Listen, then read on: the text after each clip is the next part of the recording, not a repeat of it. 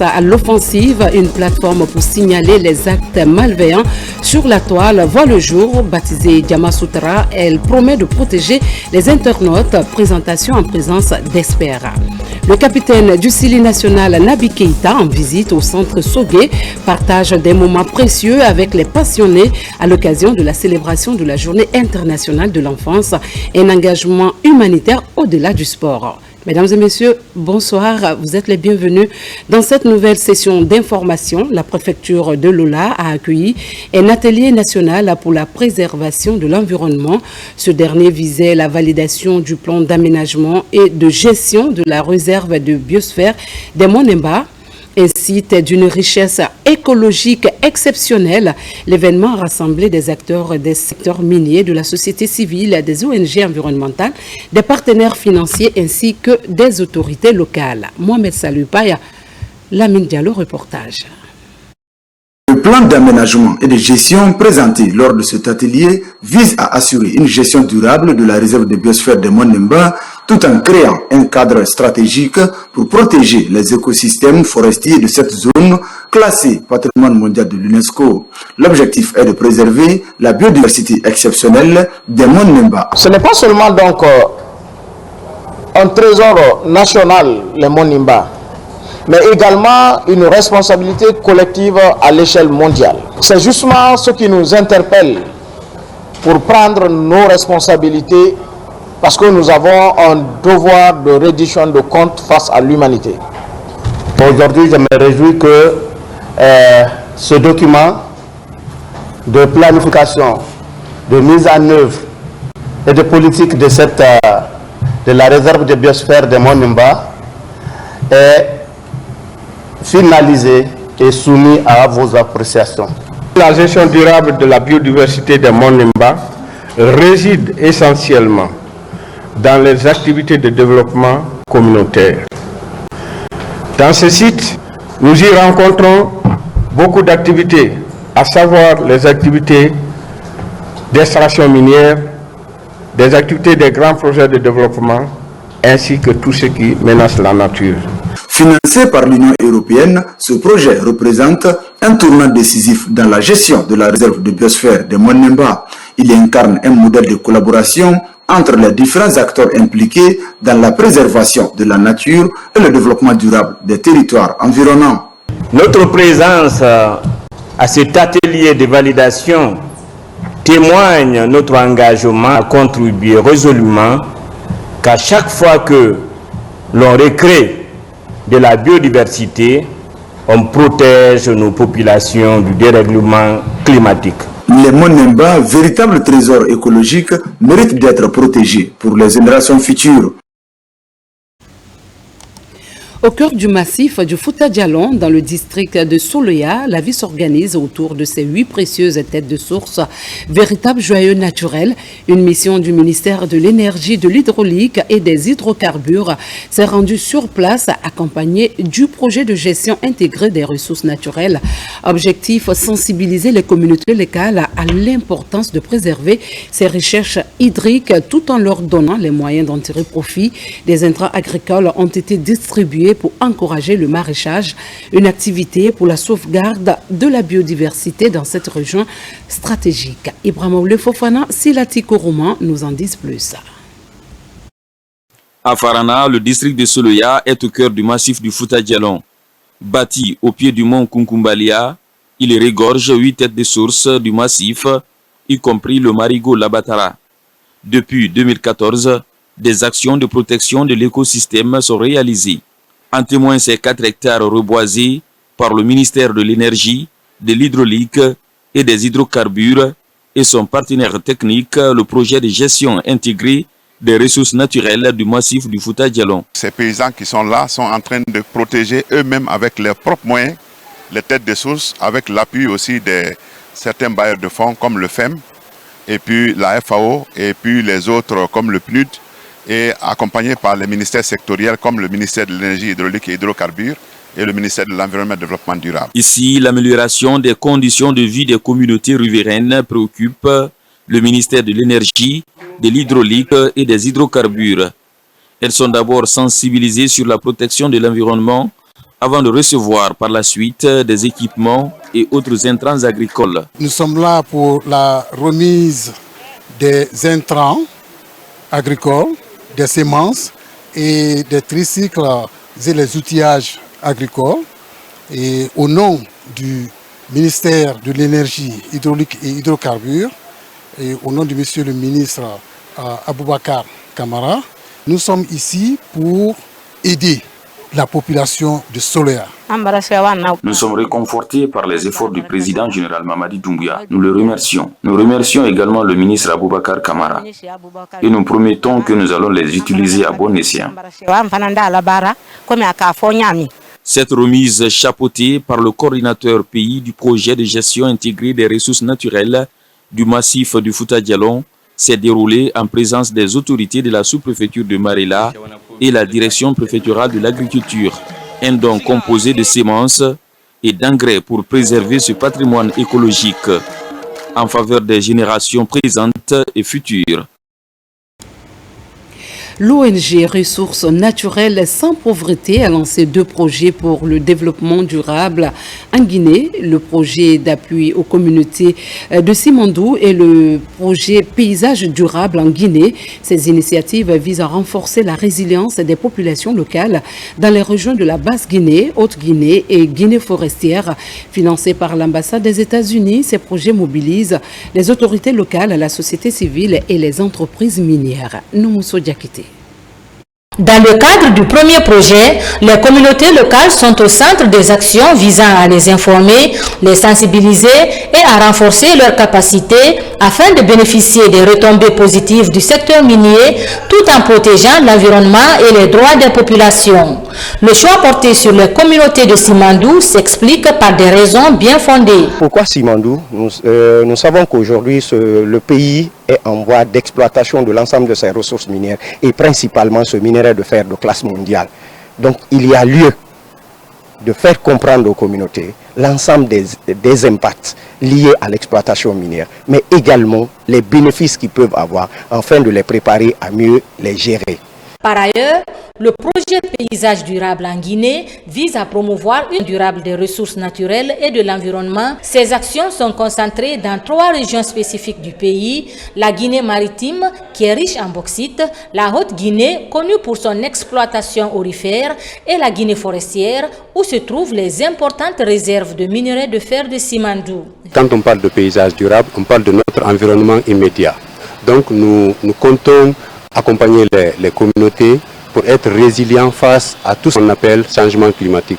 Les communautés se sont engagées à prendre part aux différentes actions prévues dans le but d'atteindre des résultats tangibles et durables. À ce moment-là, la communauté même commence à ressentir le changement climatique chez nous. Ces projets illustrent l'engagement de l'ONG RENASPE et les acteurs intervenant dans le secteur minier à promouvoir la protection de l'environnement, le développement durable et inclusif en Guinée. Bintimodia, une localité nichée au cœur de l'arrière-pays, se réveille avec une lueur d'espoir pour ses agriculteurs. Le gouvernement guinéen, en collaboration avec le Programme alimentaire mondial, la PAM, intensifie ses efforts pour lutter contre l'insécurité alimentaire qui frappe les communautés rurales. Dans cette sous-préfecture, des infrastructures stratégiques viennent d'être inaugurées, des magasins de stockage pour préserver le riz récolté et des champs aménagés pour étendre la production. Ces réalisations essentielles pour la résilience des paysans ont été officiellement remises aux communautés locales par le représentant résident du PAM en Guinée sous le regard attentif des autorités régionales de Boké. Younous Atawel Kamara, Mohamed Mara et Bintou Touré nous signent ce reportage. Le partenariat entre l'État guinéen et le Programme alimentaire mondial PAM pour relever le défi de l'insécurité alimentaire et de la malnutrition en faveur des personnes vulnérables se concrétise dans la région de Boké. Ici, dans le district de Yomboya, par exemple, sous-préfecture de Bintimodia, cette institution, à travers l'ONG Vision Sans Frontières, a réalisé des magasins de stockage de riz et autres produits agricoles. C'est dans le cadre de son projet Village Fin Zéro relatif à l'accompagnement des initiatives de développement local. C'est la remise effective des infrastructures que le partenaire PAM a eu à nous confier dans le cadre de la réalisation des ouvrages. Nous avons doté la communauté de Yomboya à un magasin de stockage, des aires de séchage, des hangars pour lutter contre la faim. Nous sommes très contents pour voir le village Yomboya et le village C et un complet package de champs de valeur. Donc avec l'Itonil, il peut produire 3-4 fois plus que le riz local et ça peut couvrir le besoin des familles et villageois. La mise en œuvre de ce projet montre une fois de plus l'importance qu'accorde le gouvernement guinéen et le programme alimentaire mondial dans la lutte contre l'insécurité alimentaire dans les différentes localités. C'est pour dire à la population que nos accompagnements, s'ils sont très bien utilisés, ça peut servir à ce qu'on appelle l'autosuffisance alimentaire, que le gouvernement dirigé par le président de la République, le général d'armée Mamadi Doumbouya, a toujours produit. Tout ceci nous rassure que le projet Fin Zéro pourrait être obtenu à Yomboya. La mise à disposition de ces infrastructures communautaires destinées aux paysans de Yomboya a mobilisé l'ensemble des populations de ce district venues exprimer leur reconnaissance aux donateurs ainsi qu'au président de la République, le général Mamadi Doumbouya, qui s'investit pleinement en faveur des paysans. Et puis, face à la montée des actes malveillants sur Internet, la Guinée se dote d'une nouvelle solution pour protéger ses citoyens. Une plateforme de signalement baptisée Diamant Soutoura vient d'être lancée par le ministère des Télécommunications en collaboration avec l'Agence nationale de sécurité des systèmes informatiques. Au ministère des Télécommunications, des spécialistes du cyberespace et de représentants des forces de sécurité se sont réunis pour marquer le début de cette initiative. Avec Diamant Soutoura, les internautes pourront désormais signaler rapidement et efficacement les comportements malveillants en ligne, renforçant ainsi la lutte contre la cybercriminalité dans le pays. Mamadou Saliouba pour les détails de cette innovation. Sur la toile, les internautes font régulièrement face à des actes criminels comme le piratage, le vol de données ou encore le harcèlement.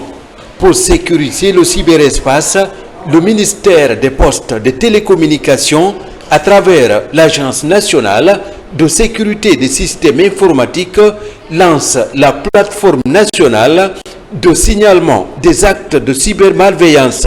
Diasoutoura, littéralement bouclier numérique, va au-delà d'un simple outil technologique.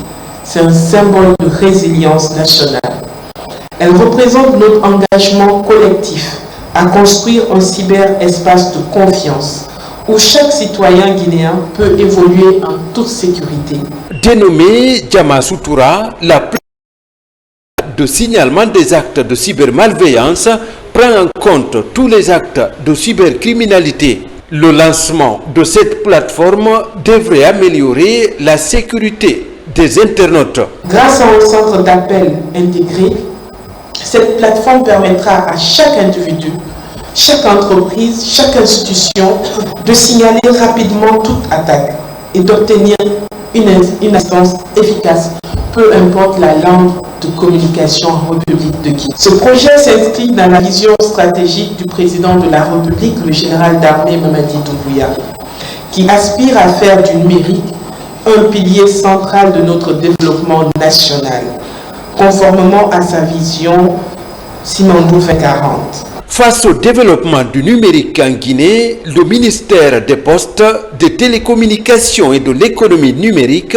fait de la sécurité des internautes une priorité. Le lancement de la plateforme Diamant Soutoura est un grand pas dans la sécurisation du cyberespace. C'est une nouvelle voie qui s'élève pour la santé des femmes. La plateforme Women Global Health vient de voir le jour avec pour mission de mettre au centre des débats les préoccupations spécifiques des femmes en matière de santé. Ce lancement s'annonce au bon moment, celui de la Journée mondiale pour l'élimination des violences basées sur le genre, une occasion de rappeler l'urgence d'agir non seulement pour protéger les droits des femmes, mais aussi pour repenser des systèmes de santé qui répondent à leurs besoins. Avec Women Global Health, un nouvel espoir se dessine, celui d'une santé plus inclusive portée par et pour les femmes. Alpha Isiagaba.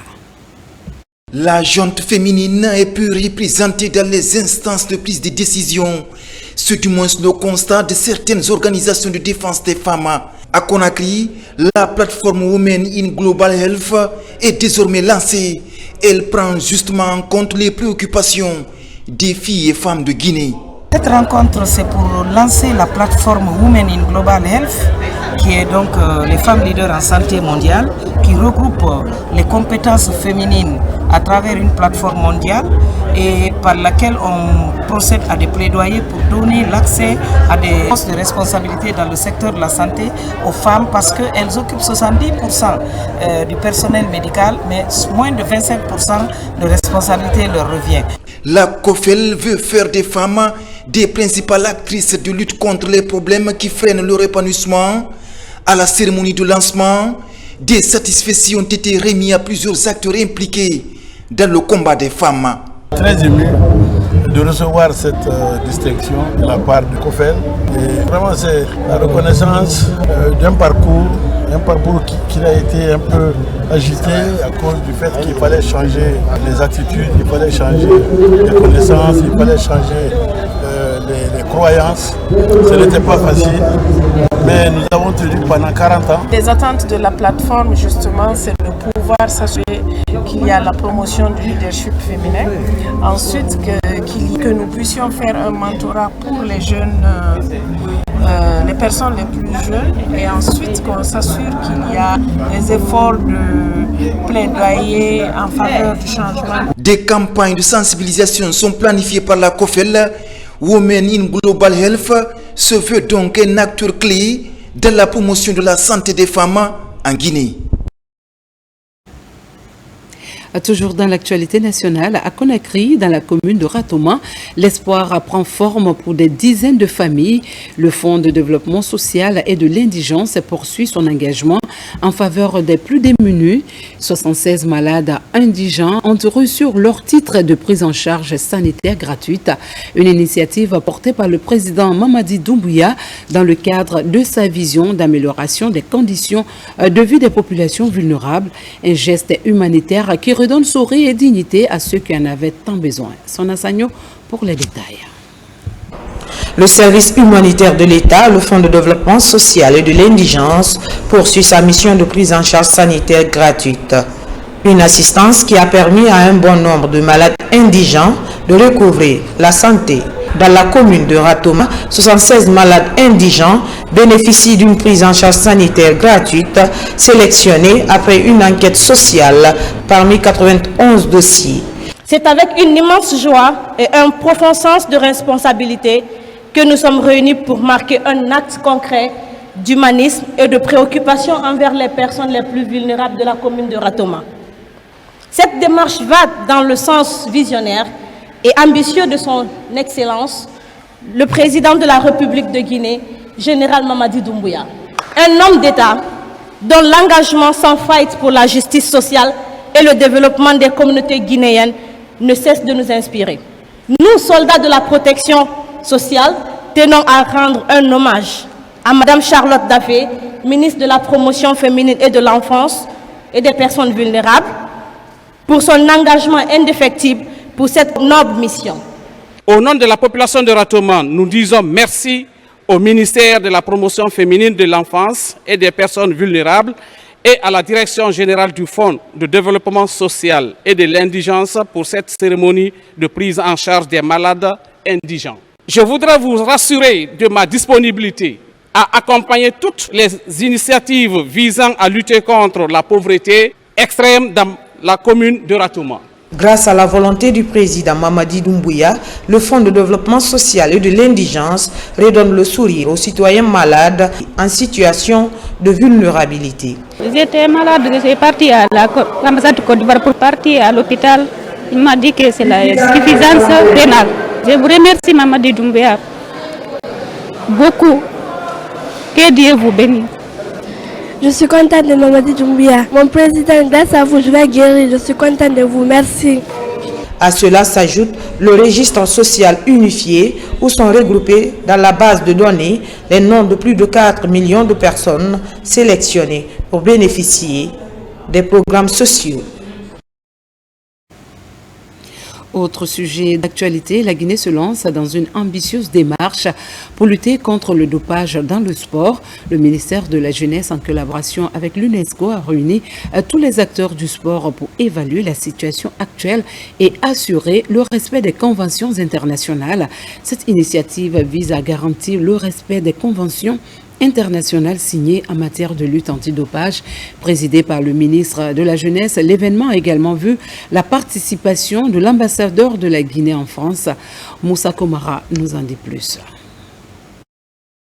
Avec pour ambition de respecter toutes les conventions internationales et d'éliminer le dopage dans le sport, le ministère de la Jeunesse, à travers son service national des normes et suivi des organisations sportives, mobilise toutes les parties prenantes de l'écosystème pour poser tous les diagnostics du dopage.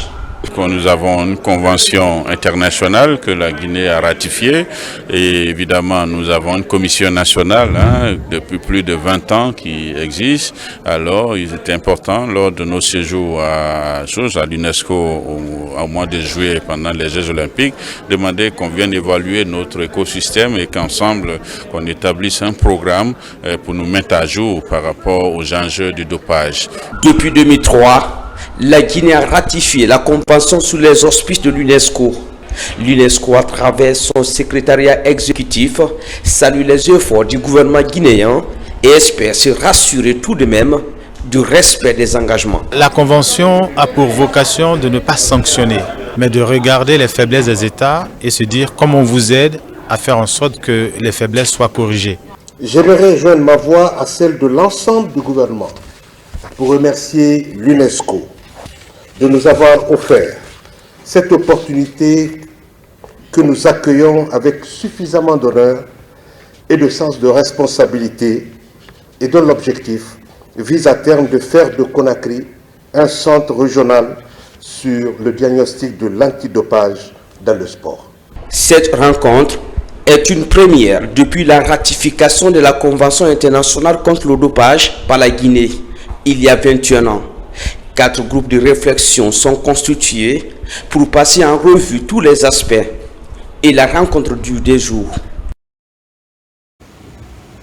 Quand le sport rime avec humanisme, le capitaine du Sili national Nabi Keïta, ambassadeur de l'UNICEF, a marqué un geste de solidarité en rendant visite aux passionnés du centre Sogué à l'occasion de la célébration en différé de la Journée internationale de l'enfance. Ce tact humanitaire a permis de partager un moment chaleureux avec ceux qui en ont besoin. L'international réaffirme ainsi son engagement envers le bien-être des plus vulnérables. Bintia Kondé. Chaque 20 novembre, l'humanité célèbre la Journée mondiale de l'enfance. L'UNICEF, à travers son ambassadeur Nabi Keïta, le capitaine du Sili national de Guinée, a mis l'occasion à profit pour célébrer cette journée en différé. L'international guinéen a partagé des moments de convivialité avec les enfants aveugles. Cette journée a été riche en échanges et elle a également permis aux enfants de faire des exercices physiques avec le capitaine du Sili national. Et avec l'UNICEF, on se bat pour aider les enfants à aller à l'école. On se bat pour les enfants à avoir des bonnes éducations. Et vous savez, l'éducation, c'est la base de tout en fait. J'ai ressenti l'émotion. Pourquoi je dirais chaque fois, les gens qui sont normaux, je pense qu'ils n'ont pas le droit de se plaindre et tout. Aujourd'hui, la visite de l'ambassadeur pour les droits des enfants donne un véritable espoir à ces personnes atteintes de handicap visuel. Nous sommes heureux à plus d'un titre. Avoir Nabi Keïta dans notre établissement, nous sommes très fiers, nous sommes très contents. Nous lui disons vraiment merci d'être là et encore nous sollicitons auprès de lui de nous soutenir, parce que soutenir l'école dans tous les plans et plus précisément dans le plan sportif. Ce geste souvent récurrent du capitaine du Sili national traduit une réelle volonté de s'investir dans l'humanitaire, mais surtout dans l'éducation des enfants démunis. Merci de nous avoir suivis. C'est ainsi que se termine cette édition. Restez informés et à l'écoute pour d'autres mises à jour sur l'actualité. Hommage à la Guinée, terre de richesse et de l'innovation. Je vous retrouve dans les heures à venir pour une nouvelle page d'information.